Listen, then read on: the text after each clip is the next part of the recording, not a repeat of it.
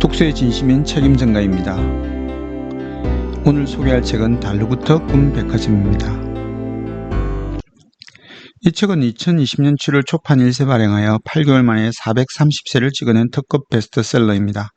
저도 20여년간 일주에 한 권 정도 책 읽고 독후 활동을 하고 있지만 살다가 430세는 듣지도 보지도 못한 숫자입니다.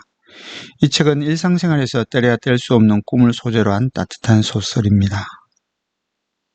왜 베스트셀러를 읽는가? 세상에 읽지 못할 책은 없다의 저자 사이토 다카시는 베스트셀러를 읽는 이유를 두 가지로 요약하여 제시하고 있습니다.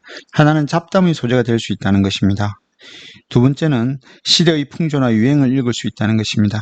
저도 한 달에 한 권 정도는 읽어봐야 되겠다는 마음을 먹고 책임전가 채널에 월간 베스트셀러라는 재생 목록을 만들었습니다. 인터넷 서점 두 곳을 골라 공통적으로 상위 순위에 오른 책을 한 권 선정하였습니다. 오늘 소개하는 책은 이지혜 작가의 달러구터 꿈백화점입니다.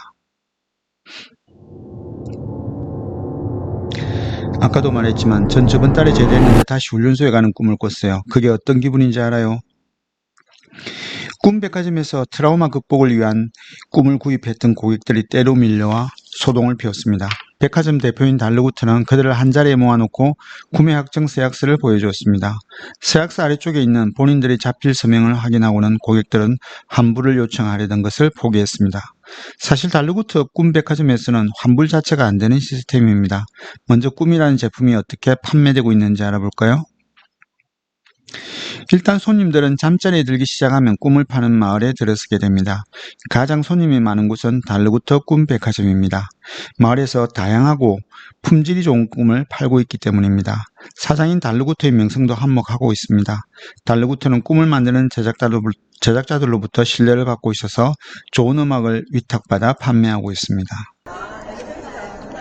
손님들은 자신이 원하는 꿈을 찾아서 구매하거나 또는 달러구터나 점원이 원하는 꿈을 가져가기도 합니다. 특징이 있다면 점원들은 손님의 방문 내력이나 사연을 기억하고 있지만 손님들은 자신이 방문한 사실을 전혀 알지 못한다는 것입니다. 손님들이 구매 대금을 바로 지급하지 않는 것도 보통의 판매점과 다른 것 중 하나입니다. 손님들은 꿈을 꾼 후에 설렘이나 기쁨, 위로를 받게 되면 그 양만큼 자동적으로 백화점의 대가가 입금이 됩니다. 일종의 후불제죠. 아침에 일어나서 좋은 감정이 들지 않는다면 대금을 지급할 필요가 없습니다. 재입대하는 꿈, 다시 수능을 치르는 악몽을 꾼 경우가 이에 해당합니다. 그러면 소설 내용을 잠깐 살펴보겠습니다. 등장인물은 크게 세 부류로 나눕니다. 주인공은 신입사원 페니입니다. 달러구터의 면접에서 바로 합격 판정을 받았습니다. 그 다음은 백화점 대표인 달러구터와 매니저들입니다. 백화점에는 촉마다 다른 특별한 상품을 판매하고 있고 매니저가 있습니다. 그리고 다양한 꿈을 만드는 꿈 제작자가 등장합니다. 이 책에는 꿈과 관련된 재미있고 신비한 에피소드가 많습니다. 현실에서의 애틋함이 꿈으로 연결되고 실제 연인으로 발전되는 이야기, 예지몽, 영감을 얻는 꿈, 이런 이야기들이 주목을 끕니다. 꿈 제작자 정기총회, 연말 베스트셀러 꿈 시상식은 아이디어만으로도 독자들에게 궁금증을 더해줍니다.